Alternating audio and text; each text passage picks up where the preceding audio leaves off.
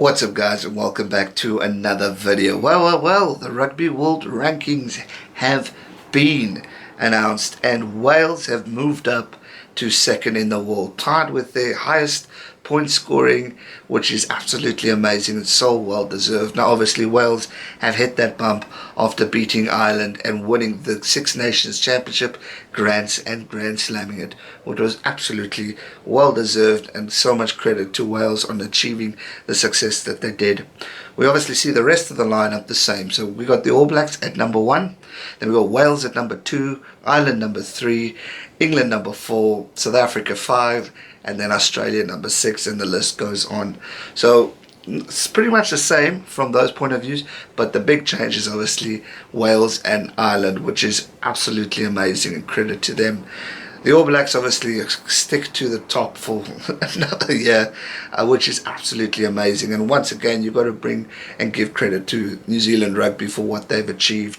Now, obviously, as I mentioned in this video, I want to send out my condolences and thoughts and prayers to all those affected in the Christchurch incident that happened last week. It is absolutely disgusting and utterly sad, and my thoughts are with you all who are affected. I have family in New Zealand, and thinking of you all. Keep strong, keep safe, and know that your country is so strong and powerful enough to bounce back, and I believe that strongly. Look at the achievements you've achieved, and I know you'll bounce back and be the mighty New Zealand that you all are. Love and respect to you all. Now, going back to the topic of this video, it really gives me so much excitement for this Rugby World Cup, and I truly mean this, because the Northern Hemisphere teams, having rised up the way they have, it's been really, really remarkable. We've seen England bounce back from an absolutely appalling year last year. We've seen Wales get 14 wins in a row from where 2 years ago they weren't really in the greatest of places. We saw Ireland have the year of dreams last year. Not quite the same at the start of this year, but they're still picking up victories, which is important to note. So for those who have written Ireland off, don't write them off just yet. There's a long way to go. We still have a World Cup right around the corner. The depth within Irish rugby is huge, so do not write them off. We have Scotland, who just really surprised us against England. I mean, 31-0 down, coming back and drawing the game 38-all. Truly amazing stuff, and credit to Scotland for achieving those results. You got France, who unfortunately aren't in the greatest place. I'll say it, they like Australia, who really down and out, but hopefully will pick it up and rise up for the Rugby World Cup. And I believe and hope that, because they are an absolutely amazing squad, both of them, and I really want to see a competitive Rugby World Cup from these two teams. I really do believe that. If we go to the Southern Hemisphere, we got Australia, who I've just mentioned, need to catch a wake up. We have Argentina, who are a dark horse. You can never count them out, guys. I don't care who you are. This team can show up on the day and destroy dreams. It really can, and especially after the improvement they had in the middle of the year, or the Rugby Championship upwards, was truly remarkable, and for that I give them respect and credit. So I'm nervous about the Argentines, always will be. And then we look at the All Blacks dominating as usual. So we've really seen a change in this year's build up to the World Cup. I mean, we would have said New Zealand to win hands down, South Africa maybe there and thereabouts to come in second place, and then, you know, maybe England. But now it's all of a sudden changed. You've got South Africa, who are still contenders, and you'll see that in my video tomorrow where I talk about it. You've got Australia, who on the day can surprise us. You've got England, Wales and Ireland, 3 Northern Hemisphere teams who respectively should be considered as contenders to win the title, and rightly so. Look at what they've achieved recently. It's been utterly amazing.